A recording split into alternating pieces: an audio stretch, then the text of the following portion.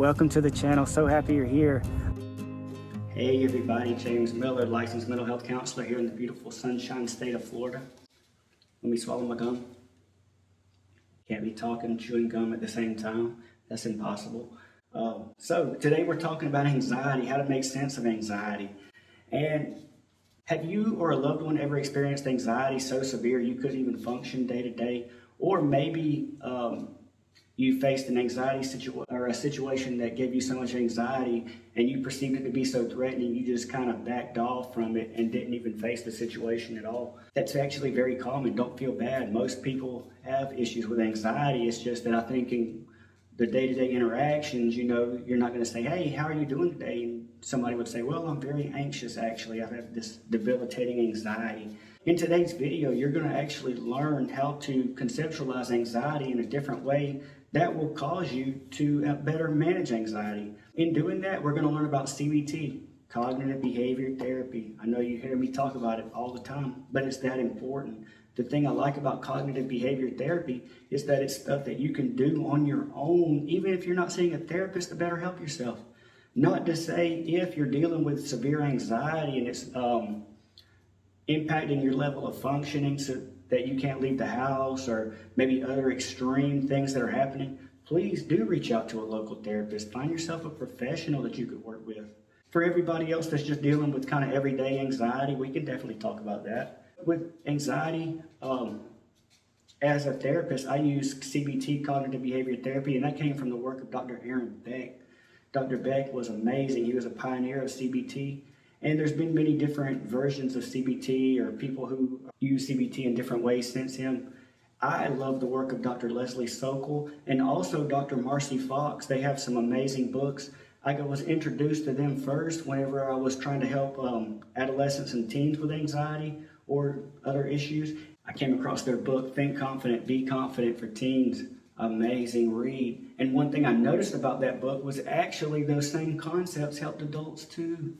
So I went up further and started doing a training seminar from Dr. Leslie online. And in doing that training seminar online, I was able to learn about Dr. Sokol's book, The Comprehensive Guide to Cognitive Behavior Therapy. In that book, they talk about the cognitive model of anxiety. The cognitive model of anxiety is very interesting, and that's what I was telling you about. If you understand this model, you could actually better understand how to manage your anxiety. So from the cognitive model of anxiety, we know that anxiety is actually an adaptive biological function, your body's natural alarm system that your body uses to protect you from danger or prepare the body to face danger or threatening situations. And it's adaptive because think about if I'm driving up a mountain, and I don't drive up mountains too often, but when I do, or if I were to, I would love a little bit of anxiety because that anxiety is going to activate my sympathetic nervous system, my fight, flight, or freeze.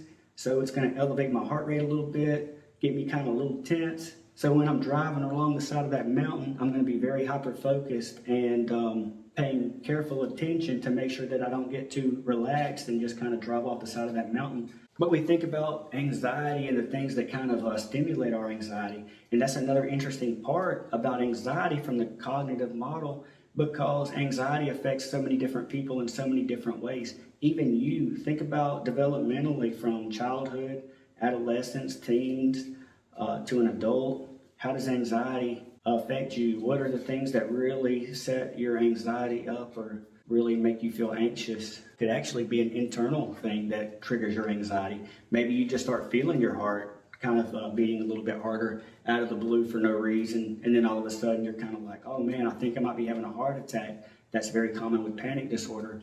Or maybe your anxiety goes across many different situations and you're just always looking for the next thing to be anxious about. Very common in generalized anxiety disorder, something that clinicians like myself see every day. Also in understanding anxiety, like I say all the time, people who are very highly anxious often underestimate their ability to cope with the threatening situation and exaggerate the threatening situation in itself. So maybe they're thinking like, oh wow, this is just too much for me to handle, and I don't have the ability to cope with this.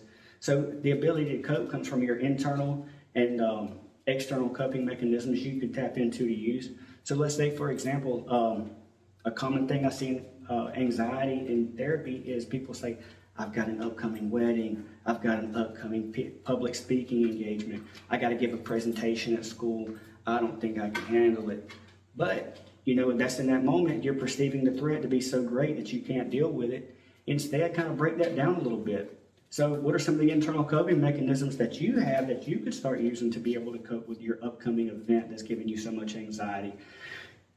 Deep breathing, your mental capacity, your intelligence. What are some things that your material? Maybe you've been able to learn that material so well that you kind of know it by heart. Also, what about your external coping mechanisms? Maybe you could check out some videos on YouTube to better understand how to manage your anxiety when giving a public speech or having to be in front of people like at a wedding. Some of the goals of anxiety that Dr. Sokol and Dr. Fox have talked about in the CBT Comprehensive Guide for Clinicians is to understand that anxiety is adaptive. It's not something we ever want to get rid of. You want to maintain that body's natural alarm system to be able to help you face dangerous situations. We want to be able to make a more accurate perception of threat.